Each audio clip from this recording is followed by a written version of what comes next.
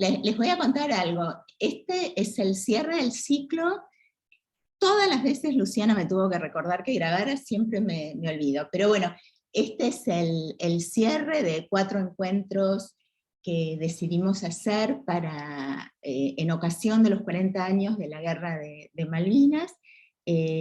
Lo coordinó Luciana Caresani, que es estudiante de la maestría y que está escribiendo su tesis de maestría y su tesis doctoral sobre el nuevo cine de Malvinas. Y Luciana va a presentar a nuestras participantes de hoy. Va a haber una primera instancia donde van a conversar ellas, y relativamente rápido lo vamos a abrir al público para que tengamos la oportunidad de hacer una conversación más compartida, para poder escucharlos y para poder celebrar también juntos este cierre. Hola, ¿qué tal? Buenas tardes a todos. Gracias por la presentación, Mónica. Bueno, bienvenidos al último encuentro del ciclo de Nuevas Voces sobre la Guerra, Malvinas en el cine de los años recientes.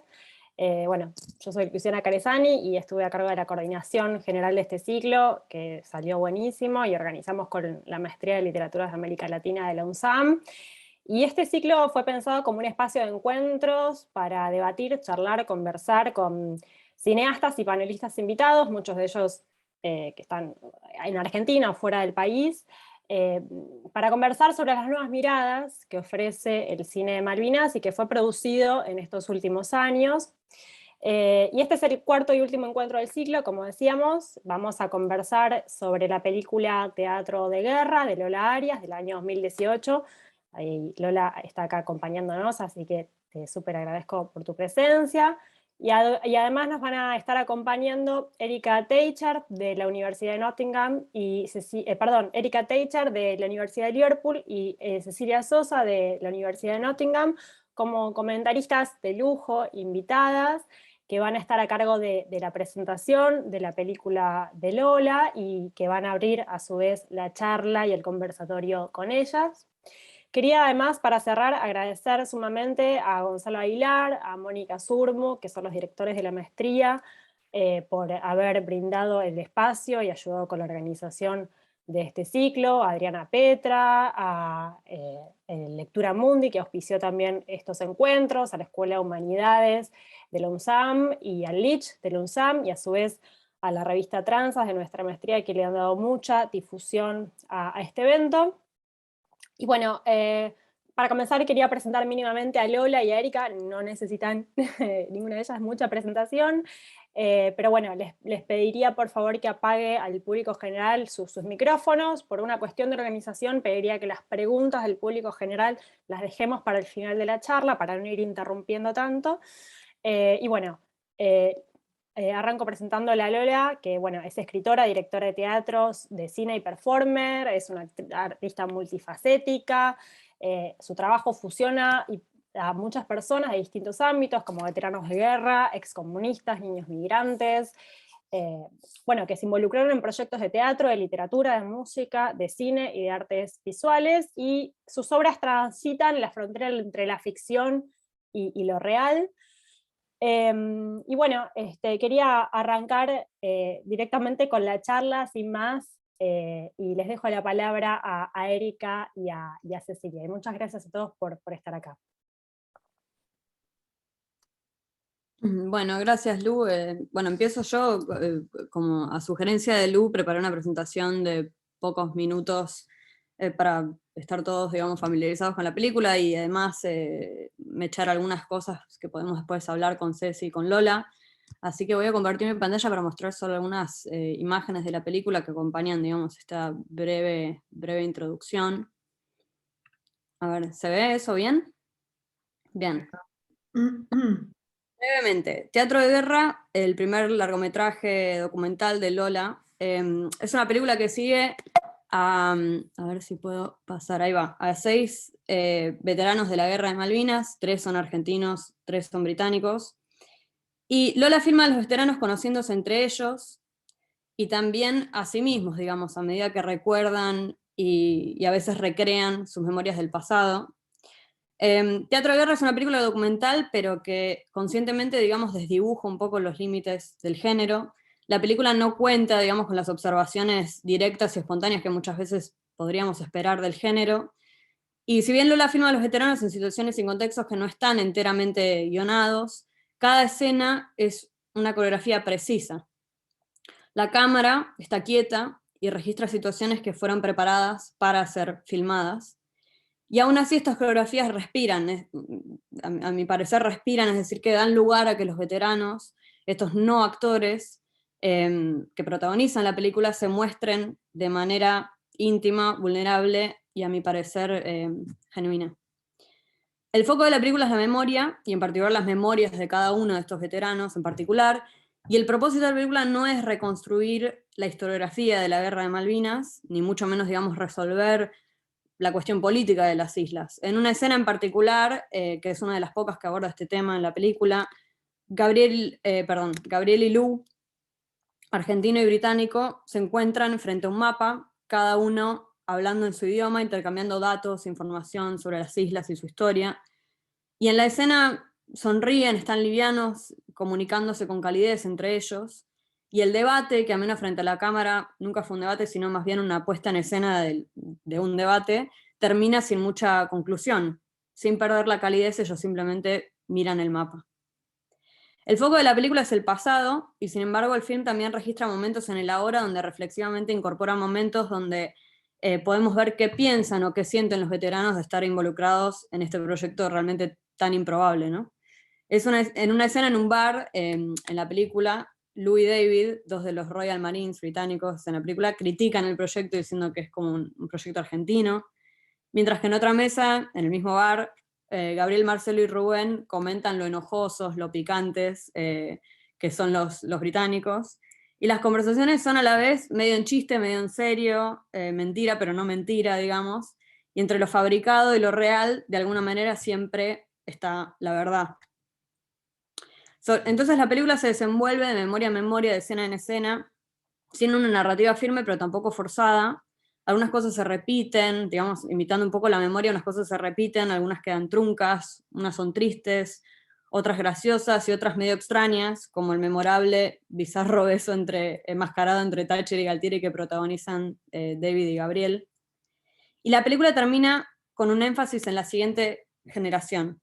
En las secuencias finales hay 6 chicos jóvenes que tendrán la edad que tendrían los veteranos cuando fueron a la Guerra de Malvinas, que se preparan para tomar su lugar en la película. Se uniforman, se maquillan y charlan con los veteranos para ver cómo actuar de ellos, digamos. Y mientras los veteranos recrean una memoria de Lou, de uno de los veteranos ingleses, la cual funciona como una suerte de ancla narrativa en la película, ya que la película empieza con esa memoria, termina con esa memoria y se repite un par de veces durante la película. Mientras los veteranos recrean una vez más esta memoria, los chicos se van parando para tomar el lugar de su veterano, digamos. Y a medida que los chicos toman las riendas de esta memoria, los 6 veteranos se van sentando y miran en silencio cómo la memoria de Lou sigue su curso, pero sin ellos. Y de alguna manera reviven una vez más esta memoria, pero desde afuera, ya no como protagonistas de sus propias experiencias. Lola filmó esta película mientras ensayaba y escribía la obra de teatro documental Campo Minado, en la que protagonizan los mismos 6 veteranos, y hoy, entre muchas otras cosas, podemos explorar esa relación tan particular entre el cine y el teatro que entabló Lola en este gran proyecto artístico, y claro, también reflexionar qué es lo que nos aporta el trabajo de Lola, esta nueva voz en el tema de Malvinas, para pensar las islas en este año conmemorativo. Y ahora sí, sin más demoras, abrimos el conversatorio, así que le paso la palabra a Ceci. Ceci, ¿nos arrancás con una pregunta? Voy a parar de compartir pantalla. Uy, Ceci se nos fue. Bueno, arranco yo entonces. No, ahí está Ceci, bueno. Nos avisó que podría ser un tema. Hola Ceci. ¿Querés arrancar vos con una pregunta? Sí, perdón, una cuestión doméstica que tenía que entender. Acá estoy. No, pensaba también cómo pensar la película dentro de un género que tiene que ver con una producción de teatro argentino y cine argentino contemporáneo, caracterizado un poco en este fluir de géneros de desdibujamiento, de bordes, que me parece que teatro de guerra es como un exponente magnífico, por así decirlo. Me da la sensación que Lola también es muy claramente, esta película se inserta en un trabajo generacional, y pienso en el trabajo de Mariano Pensotti, de Federico León, de Romina Paula, de Albertina Carri, que han trabajado y fluido entre géneros. Y me parece que la obra de Lola transcurre de ese modo y dibuja otras maneras de producir en la escena contemporánea argentina de cierta generación que nació durante la dictadura o un poco después, y que aprendió, que es dueña de una autonomía estética muy grande, y por eso esa posibilidad de trabajar este tema que está tan magullado, casi diría, y inserto en el imaginario argentino desde una manera totalmente nueva. Entonces esa capacidad de mirar estas escenas traumáticas o dolorosas dentro de la historia argentina reciente, casi sin un lugar de victimización, casi de costado, una mirada más oblicua, casi como outsiders, le da cierta frescura a la película que tal vez en otras líneas de trabajo no tendría. Me parece que ahí es una gran hallazgo en esa zona. Y me interesaba, es algo que hablamos en algún momento con Lola, cómo una película protagonizada de hombres puede ser profundamente feminista. Me da una sensación así como muy... Por ahí, Lola, me gustaría empezar a arrancar por ahí, desde ese lugar. No sé qué te parece. Hola, ¿qué tal? Bueno, muchas gracias, Erika, por la presentación, que me encantó cómo fuiste como atravesando toda la película y poniendo también el foco en un montón de cosas que me parece que son como centrales, desde la improvisación al guión, del presente al pasado, cómo se va como problematizando en la película la memoria y cómo hay una historia que va guiando todo. Me pareció como muy sintético, muy, muy bueno. Muchas gracias. Erika, que además fue durante toda la película la traductora, y de hecho es una de las protagonistas, porque no sé si la recuerdan, ella está en la escena de la pileta. Están en el afiche, hoy comentamos. Sí, Maya incluso. Traduciendo como traducía durante todo este proyecto demencial, del español al inglés y del inglés al español. Así que bueno, muchas gracias por esa presentación y gracias, Ceci, también por contextualizar también el trabajo dentro de una serie de artistas y de proyectos con los que me siento muy afín. En relación digamos, al punto que vos haces sobre el feminismo, creo que básicamente la película es una película que trabaja, digamos, trata de desmantelar una idea de masculinidad que está asociada al heroísmo, a una épica de la guerra con la que la película no comulga.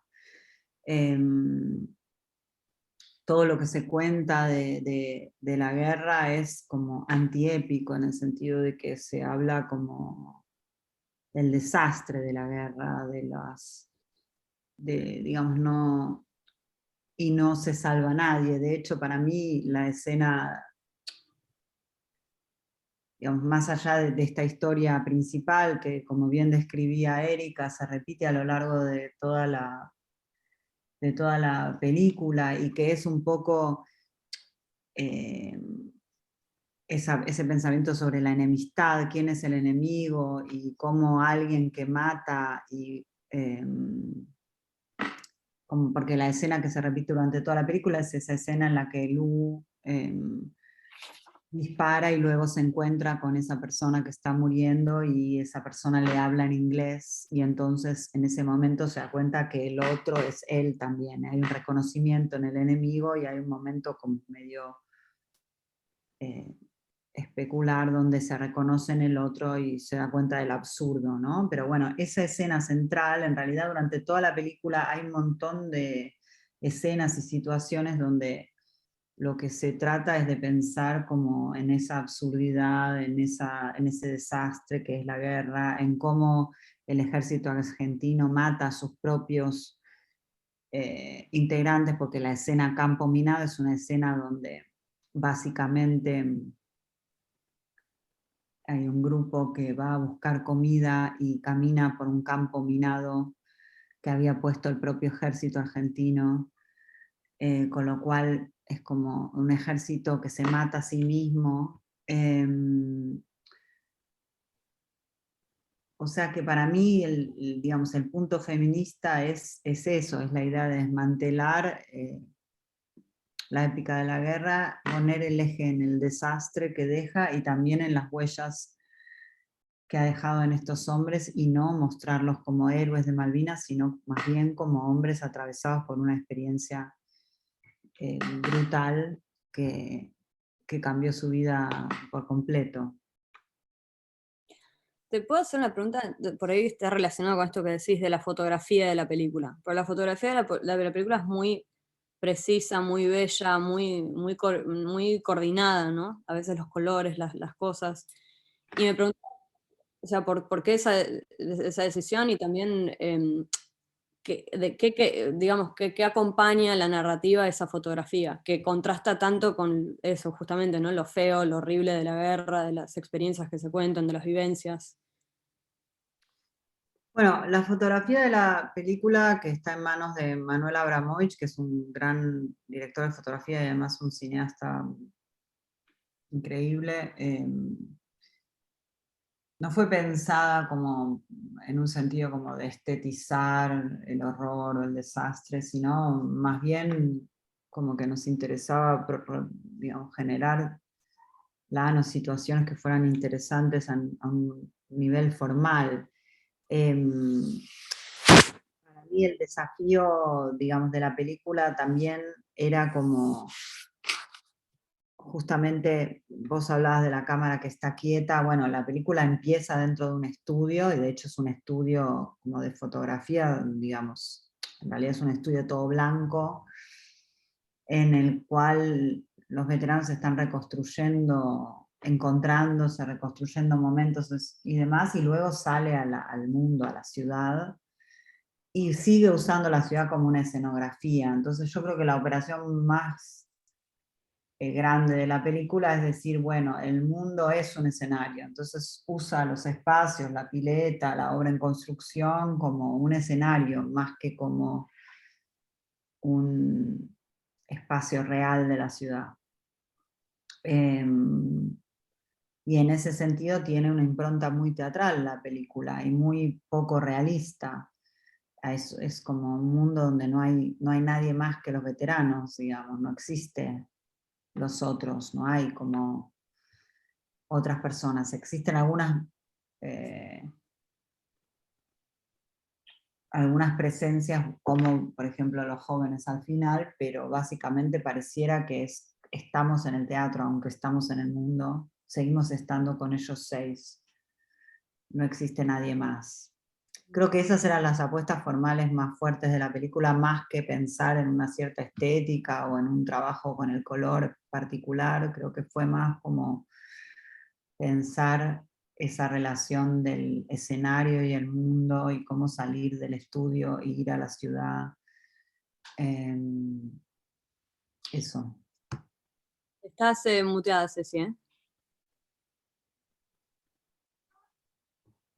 No, pensaba que la escena final el escenario, en el lugar neutral, blanco, a la ciudad, y después en el countryside, ¿no? Como la escena de las afueras, o la escena de las islas también, que es el lugar de llegada, el lugar del encuentro de la escena que se repite de Lu.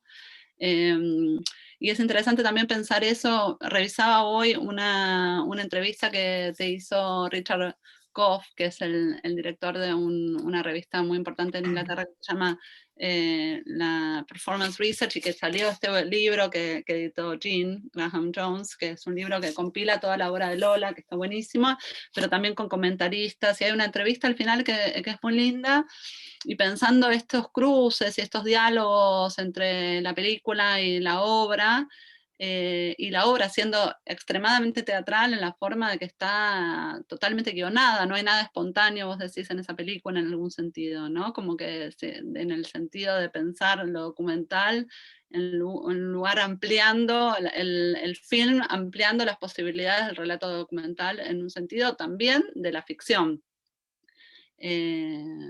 Cómo la puesta en escena de esas biografías en realidad abre un espacio lúdico y un espacio ficcional, sacándolas del espacio concreto de las islas y poniéndolas en otro paisaje totalmente diferente. Richard Goff, decía que hay algo en esa última escena que está profundamente conmovido por los fantasmas, por esa escena es como... dice él, es simbólico, profundamente teatral. Él habla incluso de un theatrical coup, como un golpe teatral en un film, que me parece interesante esa intervención que hace él en relación a cómo está intervenida la película desde un lugar teatral, ¿no? Como un golpe, ¿no? Me gustaba.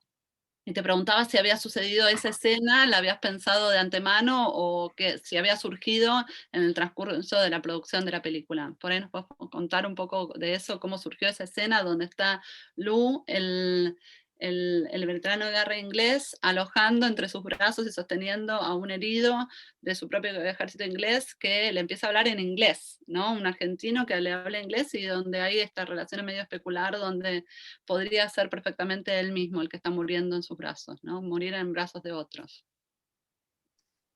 En relación a todo lo que decías, yendo por partes, el final, que es en esas islas, que en realidad es afuera de Campo de Mayo, es como un lugar en Campo de Mayo, es interesante porque originalmente teníamos la idea de filmar el final de la película en las islas, y después nos dimos cuenta que era operativamente, económicamente, políticamente muy difícil hacer esa operación, que originalmente realmente queríamos que el final fuera en las islas y que esa escena final pasa en el territorio, y al final sí, es como la naturaleza, el campo, se supone que son las islas, pero obviamente que no se parecen nada porque hay vegetación verde y demás, y las islas a las que no fui, por lo que sé, por las imágenes y las fotos y las historias, son rocosas y mucho más secas que ese lugar donde estábamos. Esa escena, de hecho, o sea, y esa idea de tener al final a los jóvenes era una de las pocas cosas que sabía de la película. Yo sabía cómo empezaba la película y sabía cómo terminaba, no sabía qué pasó en el medio. Sabía que empezaba con las audiciones, porque tenía esa idea de una película que empieza buscando a los protagonistas para esa película, y sabía que terminaba con unos jóvenes que hacen el rol de los veteranos y que nos llevan al pasado a través de su propia imagen, de su propio cuerpo. Eso era todo lo que sabía. Después qué iba a pasar en el medio no lo sabía, digamos. Sabía que se iban a ir reconstruyendo las memorias y las historias de estos 6 protagonistas, pero no tenía un guión escrito de todo. Obviamente, como estaba trabajando en la obra, sí iba escribiendo las escenas, y muchas de las situaciones y las escenas son adaptaciones cinematográficas de situaciones y escenas que están en la obra. Pero es interesante que siempre supe que la película terminaba ahí, y que de hecho originalmente yo tenía la fantasía de que los jóvenes también estuvieran en la obra de teatro. Porque una de las cosas que percibí muy rápidamente cuando empecé con las entrevistas con los veteranos era que todo el tiempo cuando uno escucha esas historias y hay un hombre de casi 60 años que te está contando, vos estás imaginando que es esa persona la que la vivió, ese cuerpo de 60 años que está ahí frente a vos, y que en realidad es muy difícil imaginar quiénes fueron a la guerra, que no fue él, fue ese otro, que era él con 20 años. Y entonces la presencia de esos cuerpos, de esa fragilidad, de esos chicos de 20, 21, 22, al final yo creo que te conecta con eso y con la marca que eso puede dejar en la vida de un hombre que a los 19, 20 años sale al mundo y vive esa experiencia monstruosa de la guerra, y luego cómo sigue la vida después, ¿no? Cómo se puede seguir a partir de ahí. Bueno, en ese sentido del peso de las memorias personales, ¿no? Tanto en la obra como en la película, pero que hay como una especie de, no sé si llamarlo atención, pero bueno, como dije un poco en la presentación, ¿no? Entre memoria e historia, ¿no? Que no hay una intención historiográfica, sino más memoria personal. Y eso es algo que obviamente en Argentina se exploró muchísimo, en torno particularmente a la dictadura, ¿no? Pero me preguntaba por qué, o qué es lo que pensabas que era importante rescatar de esa tensión o de esa relación entre memoria e historia, particularmente con el tema Malvinas, ¿no? Que es algo un poco menos explorado, el tema de dictadura en otros aspectos, digamos. A ver, me gustaría que definas un poco más claramente, Erika, lo que querés, digo, para entender bien a dónde vas en esa distinción entre la historia y la memoria. ¿Cuál es el punto que a vos te interesa? El punto que me interesa, digamos, es que, por ejemplo, muchos de los proyectos, por ejemplo, los de hijos desaparecidos y demás, mencionaste Albertina Carri y los rubios y demás, hay un énfasis en la memoria personal, ¿no? Y la fragilidad de la memoria y demás, y no un énfasis en la historia, en lo que pasó, en los hechos, digamos, en la veracidad, si querés. Entiendo. Y eso es algo parecido a lo que exploraste vos con Campo Minado de Teatro de Guerra, ¿no? Como la experiencia personal, la memoria personal, y no tanto esto es lo que pasó, esta fue la guerra, esta es la historia, etc. Entonces me preguntaba por qué era eso importante de explorarlo en Malvinas específicamente, por qué era importante con el tema Malvinas, hacer ese énfasis en la memoria, digamos. Bueno, para mí, digamos, a mí lo que me interesaba, de hecho, cuando yo empecé las entrevistas con los veteranos, yo les preguntaba, bueno, ¿qué es lo que recordás de la guerra? ¿Cuál es la imagen que quedó grabada a lo largo de los 30 años o 40 horas que pasaron? ¿Cuál es el recuerdo que quedó fijo, fosilizado en tu mente a través del tiempo? ¿Cuál es la imagen que vuelve, el recuerdo del que no podés escapar, digamos? Esa era la primera pregunta. Es muy difícil igual llegar a eso. Porque lo primero que hay es la anécdota, las historias que ya contaron 28 veces en la reunión de veteranos, con los amigos, con la gente que les pregunta, etcétera, etcétera, etcétera. Entonces hay mucho trabajo para llegar a ese núcleo, a esa imagen, a ese punto.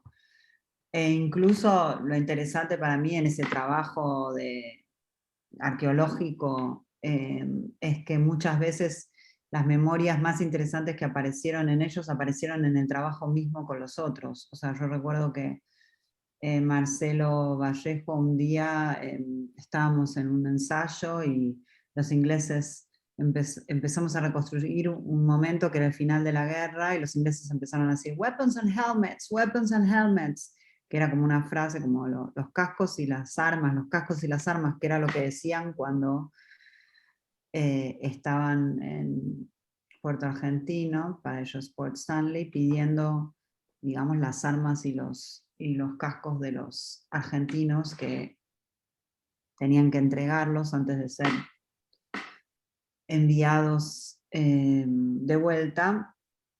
Y él, cuando escuchó, Marcelo Vallejo, cuando escuchó Weapons and Helmets, recordó algo que había como borrado de su memoria, que era como un momento en el que al final de la guerra, y eso lo cuenta en la obra de teatro, en la película, creo que está un poco también, pero no recuerdo exactamente cómo aparece, si no se aparece a través del diario. Ahora se me mezclan a mí también, la película y la obra.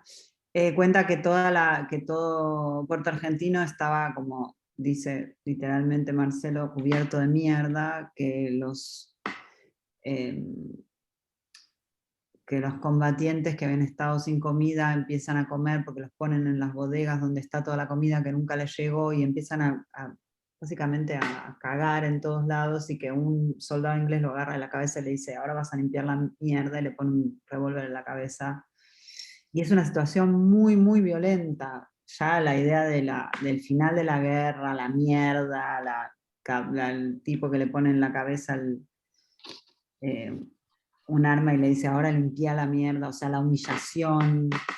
Y ese recuerdo de esa escena muy horrorosa para Marcelo, aparece en el encuentro con los ingleses, en el momento en el que escucha esa frase otra vez. Entonces, para mí, eso siempre fue lo que me interesó de ese proyecto, digamos, cómo se puede llegar como al núcleo del recuerdo y de la experiencia que realmente produce un cambio en una persona para siempre. Y por supuesto que siempre había como una especie de discusión con los veteranos en relación con lo que vos decís de la historia, de qué es lo importante, ¿no? Decían, pero ¿cómo no vamos a hablar en la obra de Goose Green, la batalla de Goose Green? Como la idea de que teníamos que contar la historia de Malvinas como de las grandes batallas o como la historiografía de la guerra, y yo decía, porque no, vos estuviste en Goose Green, no me interesa entonces Goose Green, o sea, eso está bien que lo lean en los libros de historia, pero esto no es una obra que va a dar cuenta de la historia de la guerra en términos de batallas y hechos importantes, sino más bien qué es lo que la guerra hizo en cada una de estas personas. Y eso es algo que a mí me interesa, no solo, bueno, que está también en Mi vida después, que es la obra que yo hice sobre la dictadura, que está en general en mi trabajo, sí, como trabajar con algo como también tan frágil como la memoria, que al final también es algo que se va metamorfoseando a lo largo de los años y que va cambiando y se va reescribiendo también a medida que uno vive. Hay algo que me parece que está presente en la mayoría de tus obras, es cómo se desdibuja un poco la idea de testimonio, ¿no? En tus obras, desde pensarlo totalmente arraigado y anclado en el sí, en el yo, único e indiscernible kantiano, o cartiano, perdón, hasta moverse a una estructura como más colectiva. Porque en todas tus obras me parece que lo que uno ve en escena, más allá de que esté una historia siendo presentada y recreada o restaging enfrente de nosotros, incluso en la película, lo que ve es una especie de colectivo haciendo posible esa historia individual y compartiendo tecnología, espacios, objetos y poniendo el cuerpo también para que esa historia sea posible, ¿no? Como hay algo que se difumina en relación a lo individual y lo colectivo y habla más allá de esta historia singular, hay algo que se está produciendo en el orden de lo común, ¿no? Pensar un espacio común ahí en escena, que también recrea una sensación en la que estamos escuchando, viendo esa película desde el lugar de espectadores. Me parece que hay como un desdoblamiento interesante ahí que se produce en tus obras y tu película también, una manera diferente de qué quiere decir lo individual y cómo cobra carácter público. En relación a Malvinas, me parece que es un desplazamiento súper interesante porque habla de una cuestión súper actual, pero también que se está como haciendo pública de una manera diferente, como dando cuenta de esas diferencias, esas rupturas y esas tensiones generacionales que hay en esa misma historia. Está buena esa operación que provoca y cómo esa operación se produce tanto en una obra que está festejando ese encuentro de esos veteranos y construyendo esa comunidad, como en una película que tiene un tono diferente, ¿no? Un tono, vos decís melancólico, en algún momento hay algo como de esa cadencia diferente en relación a ver a esas personas, esos cuerpos jóvenes que perdieron tanto y que están ahí, donde una se ve en esa duplicación, ve lo que perdió en esa guerra que no fue pero hay algo en la condición de la espectadora también que se rearma ahí, me parece, ¿no? Sí, yo creo mucho digamos, de hecho todos estos, digamos, proyectos, tanto Vida Después como Campo Minado, como las obras que estoy haciendo ahora, digo, son reconstrucciones colectivas de un hecho común, como algo que atraviesa a una serie de personas. Y creo que efectivamente la memoria colectiva es exactamente eso, es como reconstruir ese universo común, esa experiencia que atraviesa a un montón de personas en un mismo momento. En este caso, bueno, son 6, pero que representan a muchos otros. Yo creo que la situación, digamos, que era interesante en ese encuentro era lo impredecible de esa relación y de qué relato se iba a construir en ese encuentro, que era algo que yo no podía saber porque de hecho la obra no estaba escrita, la obra se iba a escribir a partir de la obra y la película a partir de ese encuentro. Y un poco creo que la película tiene como, a diferencia de la obra de teatro, la capacidad de mostrar en el tiempo distintos estadios de esa relación. De hecho, al principio de la película son las audiciones, o sea que realmente esas personas están solas por primera vez frente a la cámara diciendo, hola, este soy yo, estos son los botines que encontré en la guerra, esto es la foto, o sea, están en esa situación real, solos frente a la cámara, tratando de reconstruir solos su recuerdo. Después está el momento donde se encuentran, que de hecho está esa escena entre Lu y Marcelo, donde tratan de hablar en una especie de Spanglish, I was, and you were, mortar, dice uno al otro, dice, I was in the field, y te das cuenta que de una manera muy precaria tratan de entender dónde estuvo el otro. Y por ejemplo, si uno ve esa relación, que para mí es la relación como más fuerte de Marcelo y Lu a lo largo de la película, después los ves en esa especie de momento donde están haciendo como una especie de pelea, pero en realidad es un entrenamiento como de defensa y parece un baile, y nosotros siempre con la editora decíamos que era una escena de amor, porque están como haciendo con el cuerpo unas cosas rarísimas. Y uno ve lo que fue pasando en ese vínculo entre esas personas que se fueron encontrando y fueron entendiéndose a través de ese proyecto, esos antiguos enemigos que se convirtieron que empezaron a tener esa extraña relación de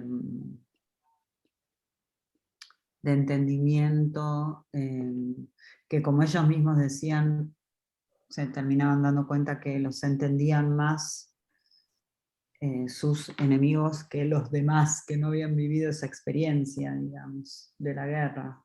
Como que los únicos que los podían entender eran los que habían vivido la experiencia, aún del otro lado, digamos, más que los que estábamos afuera, los espectadores de la guerra. Y esa sensación común, yo creo que eso es algo también muy... esa historia común, ese vínculo a través de esa experiencia es algo que sentíamos todo el tiempo mientras hacíamos ese proyecto. La biografía es interesante, me parece que también da lugar a cómo la biografía, que uno puede pensar como el lugar también de la verdad o el testimonio, está desarmado, ¿no? Como que puede pensarse en términos colectivos, y la biografía como espacio de ficción.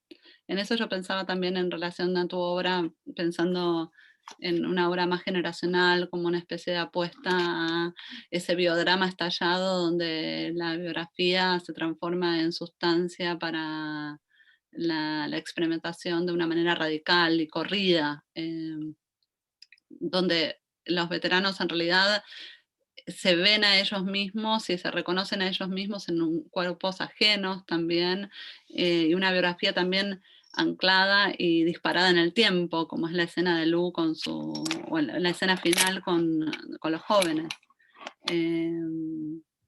Me parece interesante también pensando sobre todo que lo que comentábamos en relación a la obra, no sé quién fue creo que Erika decía que fue a ver, no, Luciana decía que fue a ver una de las funciones últimas y que en realidad Lu, el personaje de Lu, que parece tan central en la película, a la obra, en realidad hay alguien que hace de Lu. Como esa biografía que puede ser ocupada por otro veterano inglés que dice estar haciendo del personaje de Lu en una obra anterior, ¿no? Que ya es otra, que ya cambió, ¿no? Esa organicidad y esa capacidad de la obra de teatro, de dar paso al tiempo y hacerlo carne también. Eso me parece como muy asombroso, y como la película en realidad eso no sucede. La película queda así, fija en algún sentido, está inmortalizada de la manera que fue filmada una y otra vez, y creo que Goff decía, o vos le contabas a Goff que eso fue medio perturbador para los propios veteranos, ¿no? Como saberse que la película iba a perdurar así en el tiempo sin ellos. Aún ellos, en caso de una muerte, una desaparición, nada, iban a estar ahí siempre en esa escena de la misma manera. Me gustaba pensar Y bueno, eso es el cine, ¿no? Como esa capacidad sí. de hacer vivir a los muertos. Uh-huh. Y el teatro es la vida misma, es la presencia, la vida, el presente, el aquí y ahora. Uh-huh. Con respecto a la ficción, lo que vos decías, digamos, de la ficcionalización o la capacidad de ficcionalización, yo creo que lo que hay en la película es una escritura de una experiencia, digamos, a través de, digamos, que la película, tanto la película como la obra están completamente escritas, y eso es algo que mucha gente le cuesta como reconocer, piensa, bueno, pero está todo improvisado. No, está todo escrito. De hecho, casi todos los diálogos están escritos. Algunos no, y en eso está como la ambigüedad de la película, que va de escenas completamente escritas, como la escena entre David Jackson, psicólogo, y Marcelo, donde van reconstruyendo sus propios caminos.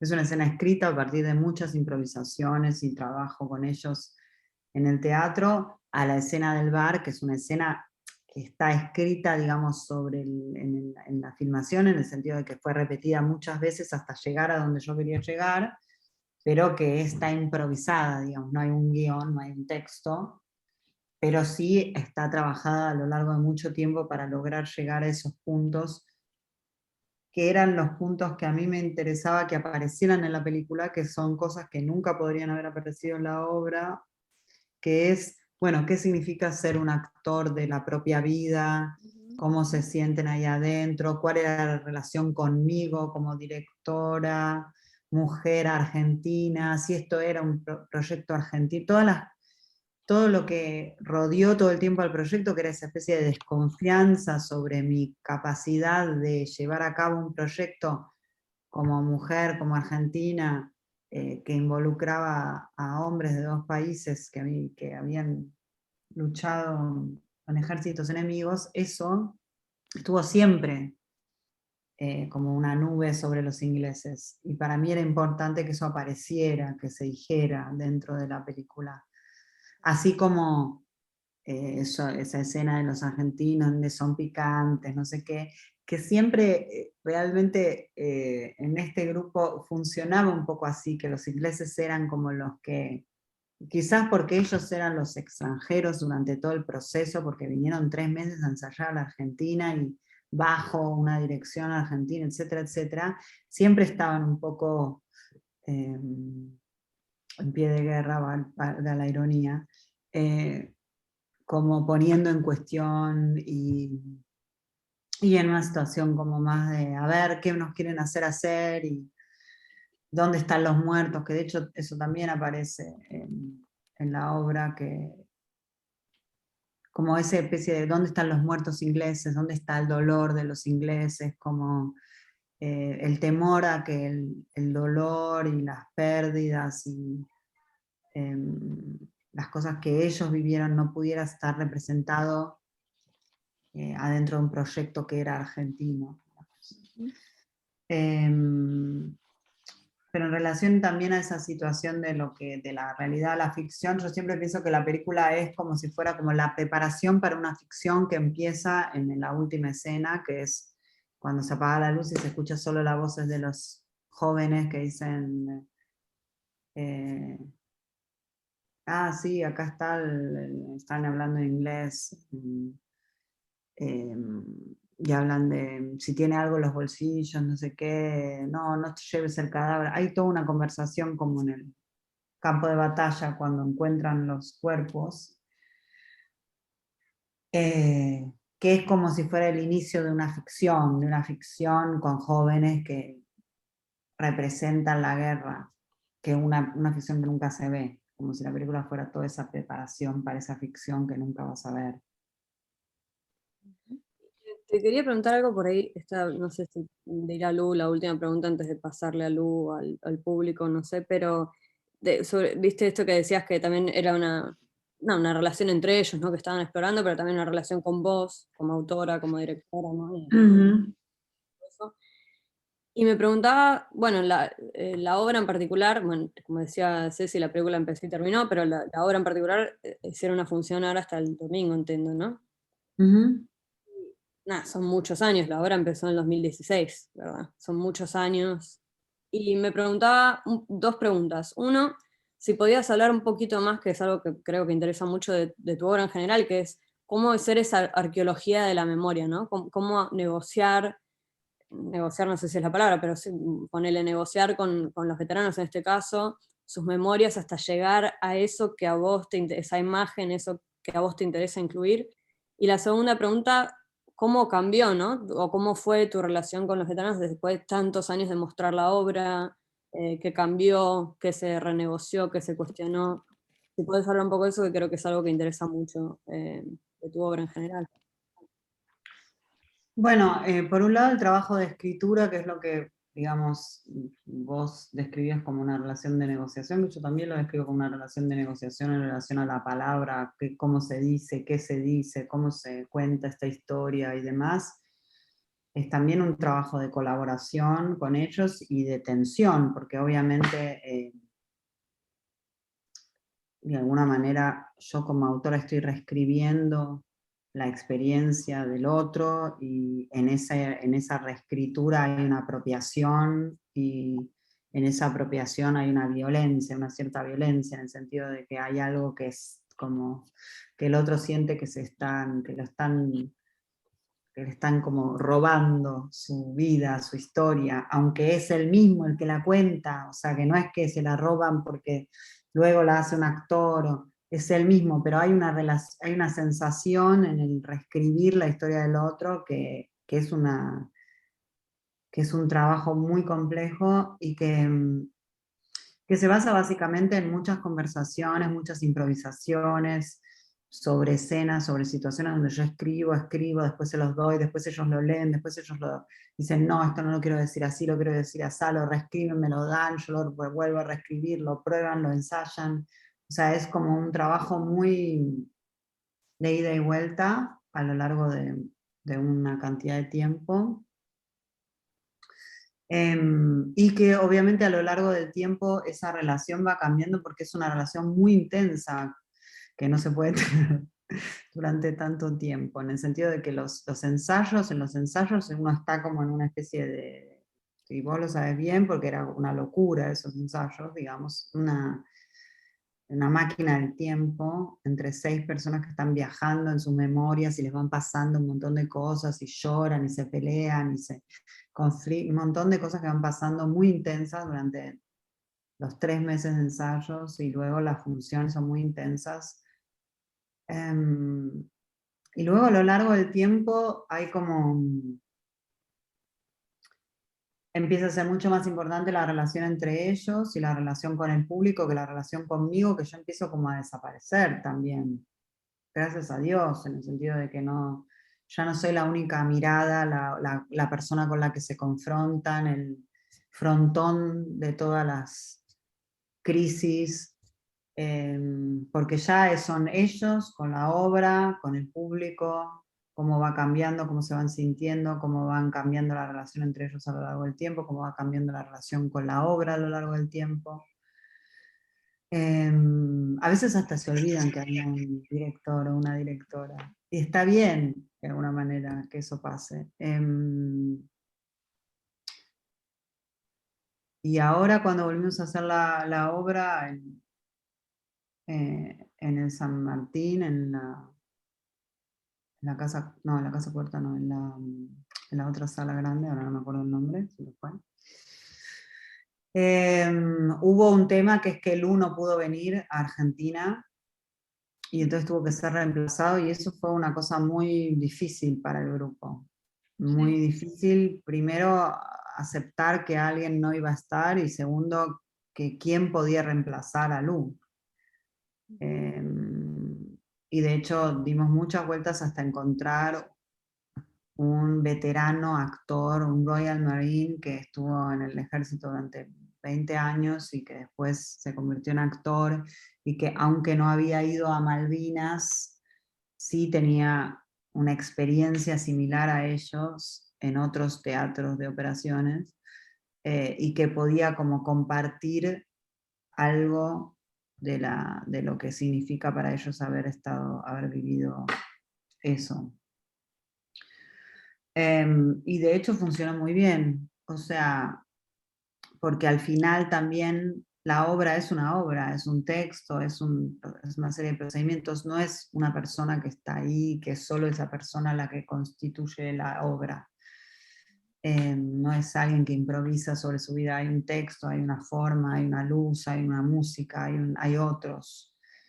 Con lo cual, sorprendentemente, el efecto de la obra no se vio como dañado por la ausencia de Lu, aunque obviamente para nosotros, digamos, que sabíamos cómo era la obra y que sabíamos quién era Lu, fue difícil aceptar eso, pero a la vez era como, bueno, eso puede pasar. Después de 6 años que alguien no pueda estar. Y bueno, así fue. Lola, yo te quería hacer una pregunta, que un poco retomando lo que decía Cecilia al principio, que tiene que ver con tu lugar como mujer, como directora de estas producciones, con un grupo de veteranos hombres, ¿no? Y también destacar que tus producciones son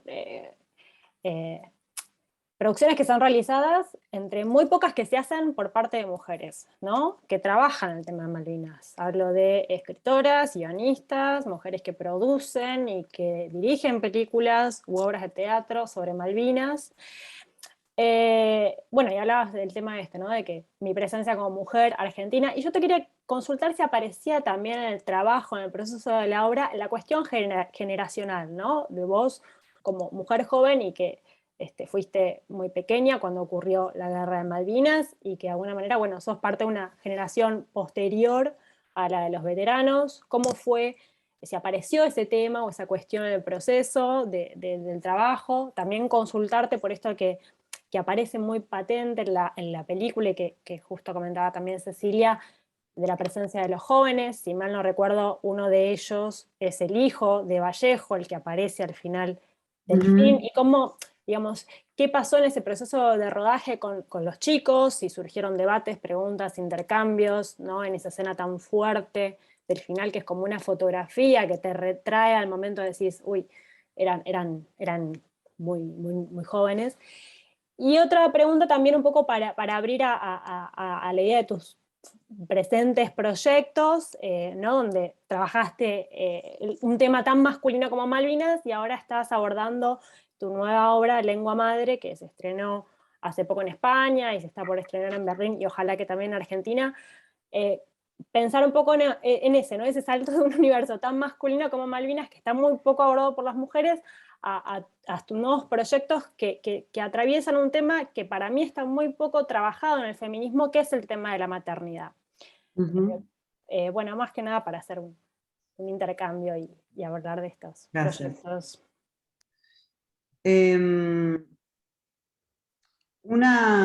Digamos, las dos tratando de ir a cada cosa, la cuestión, digamos, generacional entre ellos, y yo creo que era más fuerte la situación de que fuera una mujer y que era argentina, que si tenía 40, 50, 60 o 20 años, digamos. Obviamente, claro, yo la experiencia de la guerra tenía 5 años cuando fue la guerra, o sea que no tenía no recordaba, no tenía una experiencia personal de haber visto o de haber sentido esa relación con ese hecho, digamos, lo que pasó con la gente que realmente vivió la guerra como en el momento, ¿no? No como un relato, sino como una experiencia. Pero creo que era más fuerte el hecho de que fuera mujer en Argentina para los ingleses o que fuera mujer para los argentinos, como, ¿por qué esta mujer quiere hacer esto? Como, ¿en qué lugar la toca? Sí, quizás también esa pregunta, yo creo como una cierta desconfianza de por qué yo venía a contar esta historia. En relación a los jóvenes del final de la película y ese encuentro, fue muy interesante esas escenas que después quedaron pequeños momentos entre los jóvenes y ellos donde se preguntan cosas, cómo fue, cómo era, no sé qué. Era muy lindo porque había algo como de el actor que estudia a su personaje, pero también el hijo y el padre, el hombre joven y el hombre mayor, como había como todos esos niveles convivían. Y de hecho, bueno, en la escena, como vos decías, en la escena de Marcelo Vallejo, es su hijo el que hace de él en el pasado. Y esa relación, digamos, más allá de que en ese caso eran padre e hijos, en general estaba esa relación, digamos, generacional de padre e hijo como idea.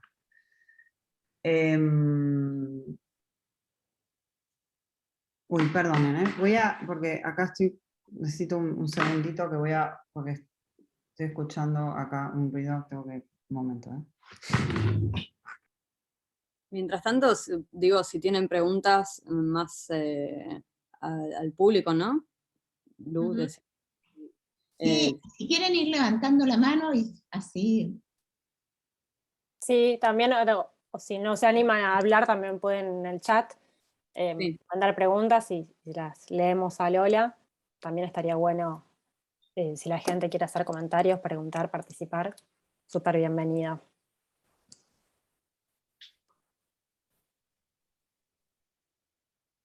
Estoy. Eso era en relación a las generaciones. Y después había una segunda pregunta, Luciana, ¿me la podés recordar? Porque ahora ya...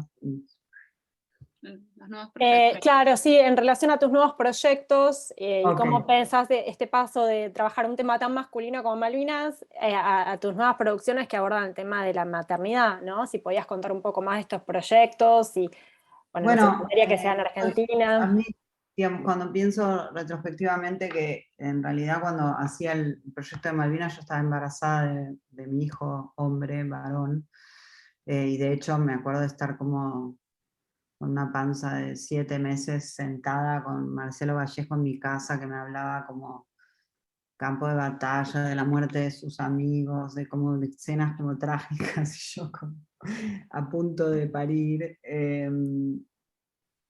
Y pensaba qué extraña como superposición, como una mujer que está embarazada escuchando como las historias de la guerra, y de alguna manera después pensé, bueno, al final estaba como pensando sobre la masculinidad, sobre el hijo que iba a traer al mundo, sobre qué mundo venía, pero de alguna manera, ahora que lo pienso, digo, bueno, sí, fue un proyecto muy largo sobre la masculinidad, sobre la épica, sobre la idea de heroicidad, sobre la historia argentina, sobre la que ya venía trabajando desde mi vida después. Y luego de ese proyecto tan masculino, necesité hacer mi obra, que es el proyecto que estoy haciendo ahora, Lengua Madre, sobre la maternidad y sobre distintas formas de maternidad y de familia.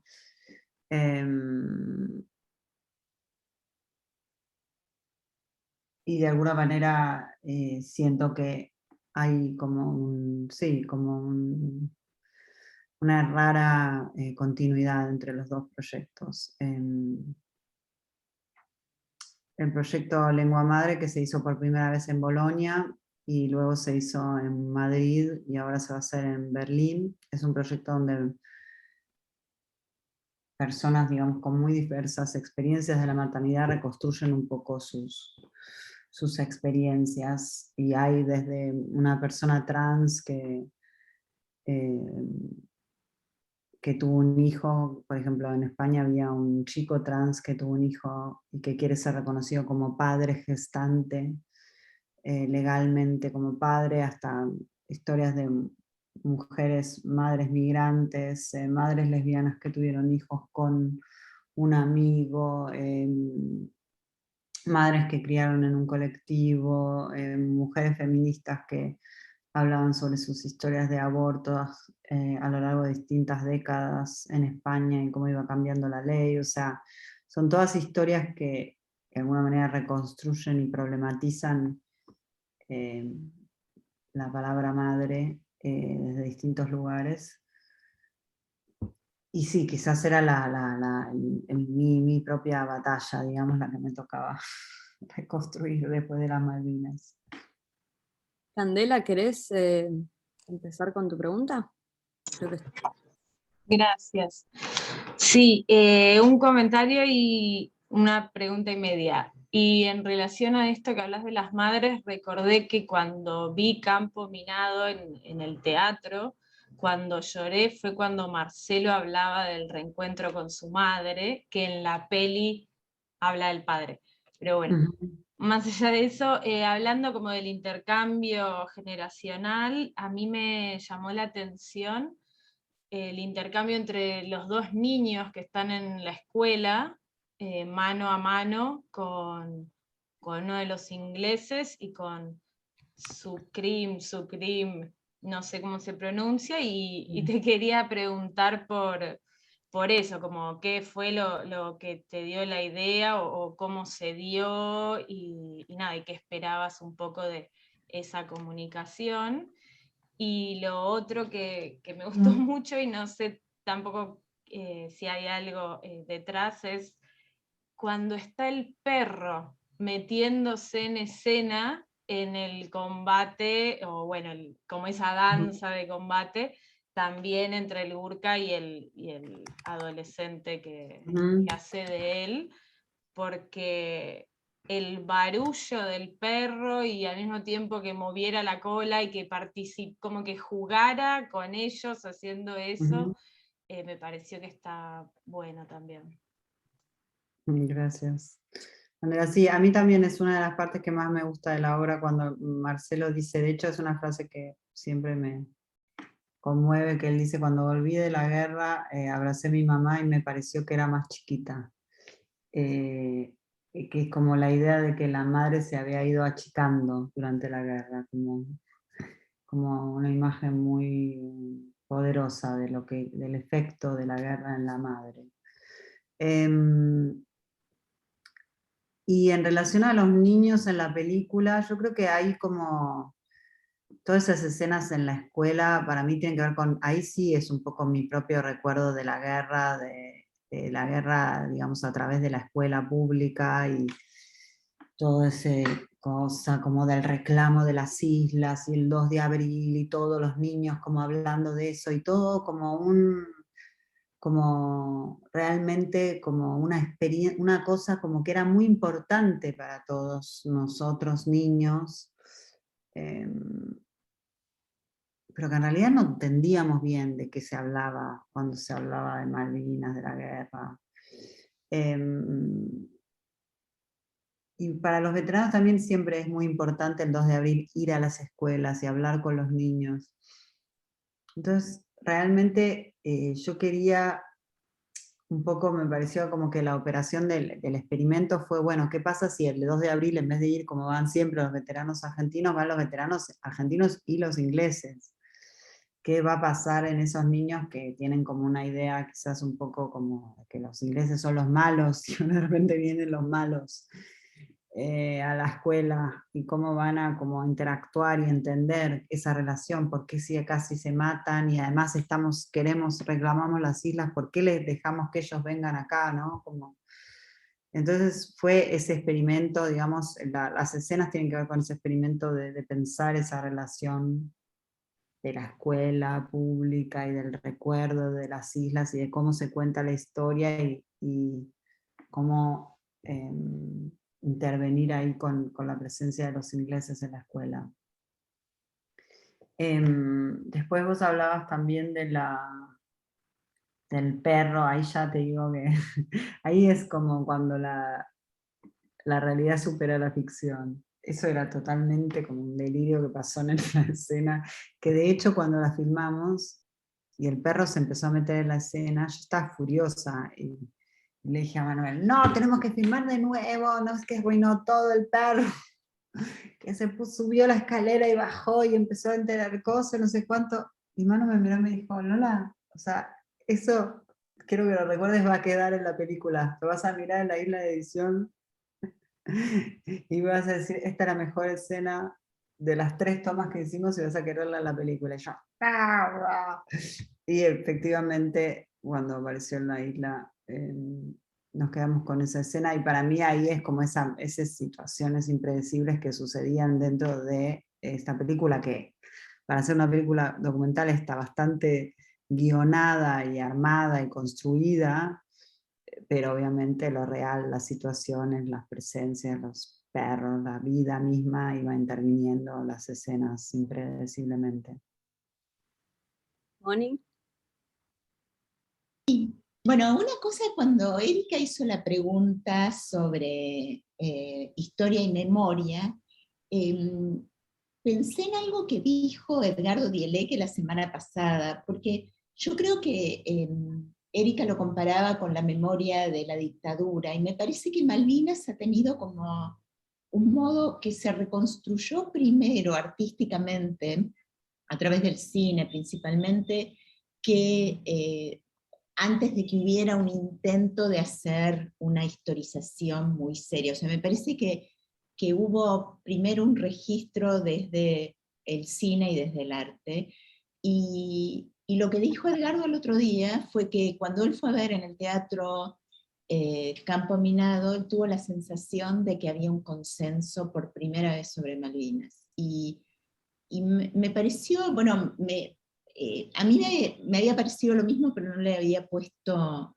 palabras a eso. O sea, me parece que de algún modo Campo Minado, la experiencia en el teatro, en las primeras funciones en USAM, ¿no? Ahí en Sánchez de Bustamante, eran fuertes porque era como una sensación de una experiencia colectiva, ¿no? sobre Malvinas, que creaba consenso por primera vez, ¿no? Pero ¿cuál sería el consenso que creaba? Mónica, me interesa, pero quiero entender bien cuál es para vos el consenso que se crea alrededor de la obra. Yo creo que lo que se creaba, al menos para mí, era, o sea, para los que habíamos estado siempre del lado de esto no me interesa, o sea, no que no me interesa, no sé cómo, o sea, para mí Malvinas había sido un desastre, el último desastre de los militares, ¿no? Entonces, yo no tenía esa relación de estas islas son nuestras, no, estaba completamente afuera de ese discurso, y la escena esa, la escena de Lu con el muerto argentino que le habla en inglés, porque para mí esa fue la escena más fuerte cuando la vi por primera vez, ¿no? Entonces me parece que había algo de poder estar colectivamente pensando Malvinas sin pensar en la celebración de Malvinas, en las Malvinas argentinas. Entonces, eso, y eso se lograba en el teatro, no porque no hubiera habido en el cine versiones anteriores, pero en el cine no se crea esa idea de comunidad, me parece, y además que lo que vos hiciste, que el trabajo ese era tener a los ingleses y a los argentinos juntos, contando estas historias, y además contando esto que vos marcás también, ¿no? Que es como que no es el recuerdo anquilosado, no es siempre lo mismo, sino son estos recuerdos que se escapan, o sea, esto de la mamá que era más chiquita, o el que está frente a un muerto, a alguien que se está muriendo, que presencia, que puede sostener en sus brazos a alguien que se está muriendo, y que le habla en su idioma. O sea, me parece que eso es muy, muy fuerte, ¿no? Entonces, que ahí habría como, no sé, para decirlo de algún modo, si las marchas de la resistencia fueron el consenso, el espacio de resistencia contra la dictadura, el campo minado representó un lugar para vivir Malvinas colectivamente para quienes estuvimos en desacuerdo con la guerra siempre. Eso sería. Esa es una pregunta y estoy tentada de hacerte otra, te voy a hacer otra si tenés ganas, que es sobre, porque me gustó esto del hijo de Marcelo y pensaba también en el nene que iba a las funciones de Mi vida después, ¿no? ¿Te acordás? Y el valor que tenían, la diferencia que había entre los días que iba el nene y los días que no iba el nene, ¿no? Había algo de esta presencia del nene en escena, o sea, y la cosa generacional en Atlas de Comunismos, y el cruce con los refugiados, o sea, porque en Atlas de Comunismo aparece también multigeneracional, ¿no? Esta chica muy joven, que tendría, supongo, una función parecida a lo de los jóvenes que aparecen acá en la película, pero también cómo aparece el tema de los refugiados. En relación a lo que decías del consenso, claro, yo quería entender, porque para mí siempre la obra fue cómo convivir en el disenso, o sea, cómo esas personas que tienen una visión opuesta sobre, digamos, tienen una experiencia común que los une, pero tienen una mirada, digamos, completamente diferente en relación a la soberanía de las islas, y hay un disenso también histórico de cómo fue la historia, que de hecho se muestra en esa escena donde están frente al mapa. Entonces, para mí justamente la obra era cómo convivir en el disenso entre ellos, ¿no? En visiones muy, muy diferentes de cómo era la historia de las islas y a quienes pertenecían, que de hecho la obra no se mete en el tema de la soberanía, porque no ese es el punto que la obra quiere problematizar, sino más bien la experiencia de la guerra como experiencia común. Yo creo que lo que vos decís del consenso, que yo entiendo perfecto lo que decís de no mirar a Malvinas con esa especie de patriotismo patotero, exaltado, que está también en relación a Malvinas siempre, y pensarla más como sí, el último desastre de los militares, como el último intento de salvar un gobierno que se caía a pedazos, una especie de manotazo de ahogado de Galtieri, de ahogado en su propio whisky.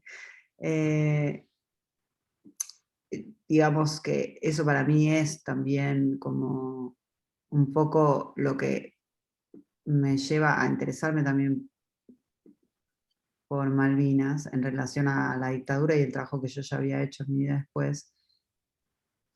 Pero eso que vos describís como consenso no fue siempre así, y no es que era así para todo el mundo. Bueno, fue un fenómeno muy extraño lo que fue pasando a lo largo del tiempo, porque cuando la obra, como vos bien decís, se estrenó en la UNSAM, en el Centro de Artes de la UNSAM, había veteranos excombatientes, digamos, argentinos, que venían con banderas a la obra que decían las Malvinas son argentinas, y que de hecho Marcelo durante mucho tiempo contaba que en Facebook lo buleaban y le decían, ¿qué haces vos, que eras de los nuestros ahí con los ingleses compartiendo? Como no voy a sentarme en la platea a aplaudir a esos asesinos que mataron a nuestros compañeros. O sea, no era una situación muy fácil sentarse a mirar esa obra. para un montón de gente cuya vida había cambiado por esa experiencia de manera radical. O sea que no es que había siempre un consenso, y no había, no solo en términos como de una cierta comunidad que miraba con una mirada distinta la guerra y la importancia de la reivindicación y demás, sino también los mismos excombatientes que decían: yo no me voy a sentar a escuchar esas historias porque no voy a aplaudir a un inglés, ¿no? Como esa idea. Y después, a lo largo del tiempo, eran justamente muchas de esas personas las que venían una y otra vez a sentarse a escuchar la obra, y que necesitaban escuchar el dolor del inglés, y necesitaban entender la posición del otro, y necesitaban después decir, abrazar y decir. Yo me acuerdo de escenas delirantes que vivíamos después de la obra, sobre todo al principio, que aparecía muchas personas, no sé, la hija de un excombatiente que había muerto durante la guerra, y que ella fue y lo abrazó a David y lloraba en sus brazos, y eran como escenas que vos decías, qué herida, ¿no? Esta guerra para toda la sociedad, y qué importante era para esas personas, no solo escuchar las historias de los, digamos, de los excombatientes argentinos, sino las historias del enemigo, y poder desmontar como ciertas ideas construidas a lo largo de mucho tiempo, como por ejemplo el delirio de que los burkas eran unos cuchilleros asesinos y no sé qué, como los malos de la película construido por la revista Gente, ¿no? Como ver ahí a esa persona nepalés que también como parte del ejército inglés, de una historia también de colonización, y digamos como una otra víctima de la guerra y de la estructura militar, ningún mercenario asesino, sino un gurka, o sea, una persona nepalesa que fue parte del ejército inglés, porque Nepal, que también era Inglaterra, en Inglaterra tenía como, siempre tuvo una parte de su ejército que eran los gurkas, que peleaban por ellos, pero que a la vez después no se les reconocía, que de hecho cuando se cuenta toda la biografía de Sucre, no se les reconocía la posibilidad de vivir en Inglaterra, aún habiendo muerto, digamos, habiendo puesto su vida en riesgo por Reino Unido. Entonces, sí, yo creo que ese consenso no es algo tan como fácil en un sentido. Creo que, y que siempre alrededor de la obra hubo mucha discusión, y hubo mucha tensión también. Que fue algo que fue pasando a lo largo del tiempo, y que creo que tiene que ver también con poco a poco ir entendiendo cierta dimensión de lo que estaban ellos haciendo. Bueno, la idea es estar hasta 1:30, así que si te parece bien, Lola, tenemos estas últimas 2 preguntas y te liberamos. Sí. Rodrigo, ¿vas primero? Sí, muchas gracias, Erika. Lo mío es una pregunta muy cortita, de hecho ya avanzaste algo, Lola. Primero te quiero decir, lo habrán dicho ya varias veces, te lo habrán dicho, me parece maravillosa la obra. Me parece maravilloso este proceso, ¿no?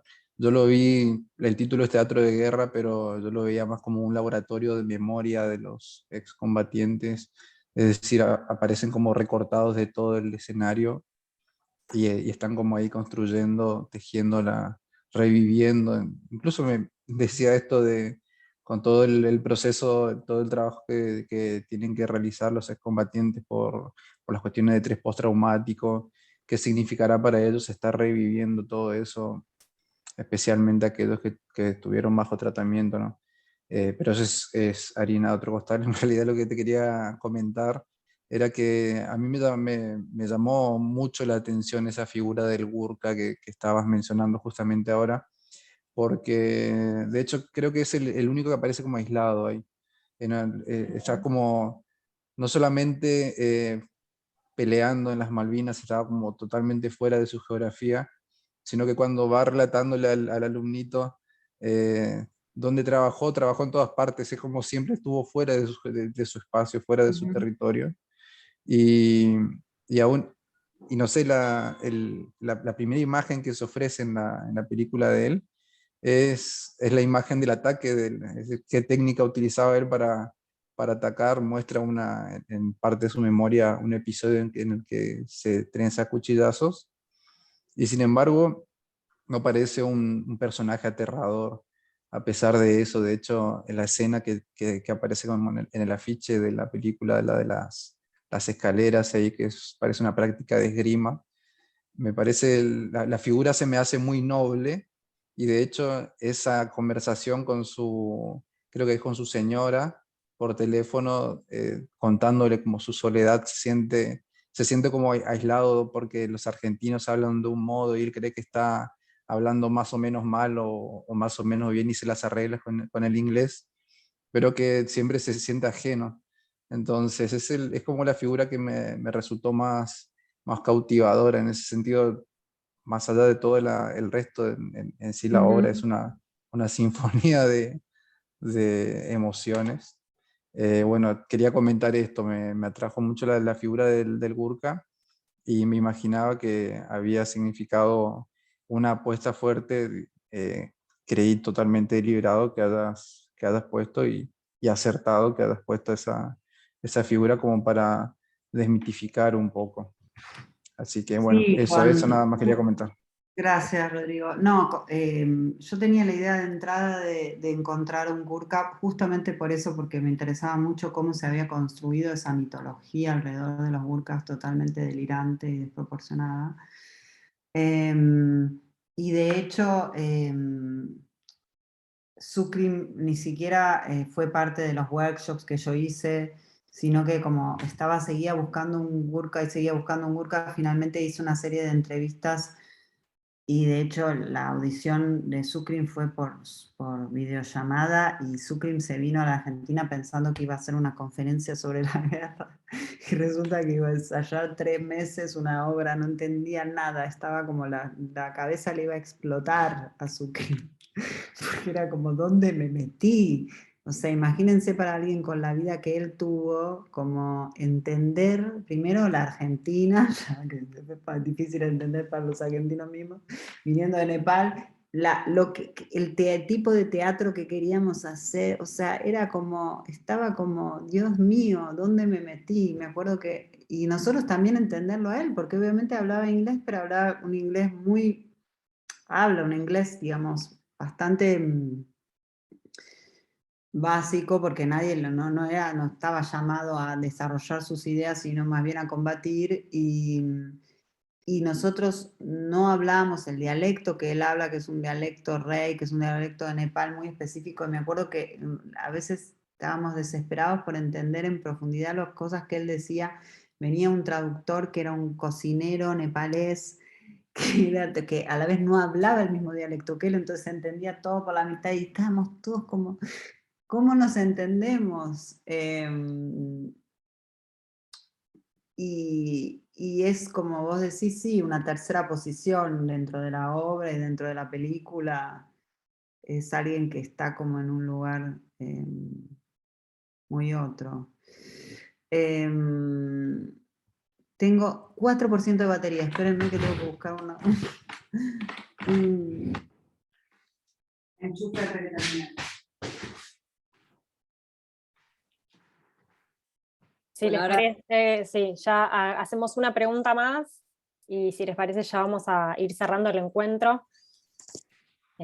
Ahora que vuelva Lola.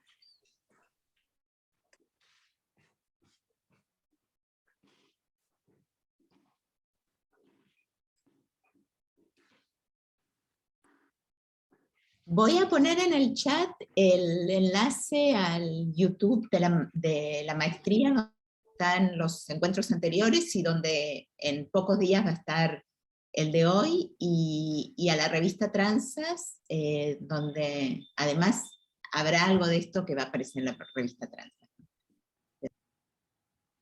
Lola, ¿querés terminar la idea? No, me parece que digo, ya estaba, digamos, que la idea de la tercera posición y del conflicto en relación a la lengua y cómo era una persona que de alguna manera también mostraba otro aspecto de lo absurdo de la guerra y de la misma situación compleja de cómo de alguna manera la posición que ocupaba Sucre dentro de los ingleses y la posición que había representado para los argentinos, ¿no? Como toda esa mitificación de la cual también habla Marcelo cuando dice que él decía, yo tengo un Gurkha en un cuarto, que le va contando al psicólogo todas sus ideas sobre el Gurkha. Eso me parece. Graciela, la última pregunta de... Muy bien. Solamente quería hacer un comentario. En primer lugar, gracias por haber tenido la idea de generar Campo Minado y Teatro de Guerra. Campo Minado hizo que yo decidiera ir a Malvinas en el 2020. Y fue muy fuerte volver a ver la obra después de haber estado en las islas, porque todos los espacios mencionados o las situaciones mencionadas adquirían otro valor al haber estado allí, ¿no? Y hacer un comentario acerca de algo que sucedió con Sucrim. Debieron ser suspendidas funciones a razón de su enfermedad. Él estuvo enfermo aquí en Buenos Aires y soy profesora y llevé prácticamente a todas las funciones a grupos de estudiantes, y nació de ellos también acompañar a este hombre que estaba enfermo tan lejos de su casa, con esta imposibilidad de comunicarse adecuadamente para contar lo que tenía y demás. Y en una de las funciones alguien del público gritó: ¿por qué no lo traducen al Gurkha? ¿No? Es muy interesante ver las reacciones del público también en ese sentido. Y a la semana siguiente, Sucrim se dedicó a repartir unos pequeños folletos con la traducción de lo que dice al final, y se esmeraba en entregarlos a quienes lo estuvieran esperando, y firmaba uno por uno esos papeles con una contemplación amorosa, ¿no?, por quien quería comprenderlo. Esto quería destacarlo. Y lo otro fue darme cuenta de cómo variaron las actuaciones de algunos performers, sobre todo de Dave Jackson, a lo largo del tiempo, ¿no? En esta oportunidad viajó su hija con su nieto pequeño y su mujer, Sharon, ¿no?, la esposa de Dave. La última función fue diametralmente opuesta a lo que fueron muchas otras, en particular en el momento de la terapia, ¿no? Nunca había visto a Dave quebrado, y ya digo, he visto todas las funciones de esta temporada y las de la anterior, y las del 18 desde el momento en el que las descubrí. Y creo que la transformación que la obra logró sobre ellos también no es un dato menor, digo, ¿no? Esto quería destacar. Amén de que la resolución que hallaron para la ausencia de Lou Armour fue brillante, la forma en la que Tip Cullen se involucró con el planteo general fue extraordinaria. Solamente este comentario quería hacer. Digamos, mi reacción como público, el hecho de que vos, Lola, fuiste puente también entre una realidad histórica y nosotros como espectadores, y el hecho de que permitiste que otros fuéramos puentes también para que la realidad de la experiencia de la guerra en generaciones de chicos y chicas que tienen entre 15 y 17 años se instalara también como eso, ¿no? Como algo a comprender y a respetar y a valorar y a no olvidar. Esto quería decir. Solamente eso.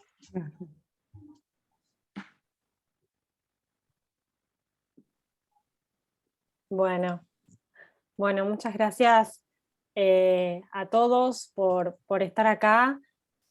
Muchas gracias Lola por este encuentro. Muchas gracias a Cecilia, a Erika, a todos los que nos están siguiendo y conectándose desde distintos lugares del mundo, del país. Bueno, este es nuestro último encuentro del ciclo, Nuevas Voces sobre la Guerra. El encuentro de hoy va a estar subido en los próximos días en el canal de YouTube de nuestra maestría, y también van a poder encontrar ahí los otros encuentros del ciclo. Así que bueno, agradecerles sumamente a todos los que participaron, a Lola, a Erika, a Cecilia, y bueno, Lola, esperamos con mucho fervor tu próximo estreno en Argentina. Ojalá que puedas hacer lengua madre también acá, así que será sumamente bienvenida y seguramente muy bien recibida la nueva obra. Así que bueno, nada, agradecerles a todos y a todas. Gracias Luciana, gracias Mónica, gracias Gonzalo, y gracias Cecilia y Erika por estar ahí. Gracias a todos, también los de la maestría. Sí, por los muchísimas comentarios. gracias Lola, Erika, Ceci, Luciana, y a todos ustedes por estar y por ir acompañándonos en estas 4 semanas. Hasta luego, buenas Chao, noches. hasta luego, gracias a todos. Chao. Adiós.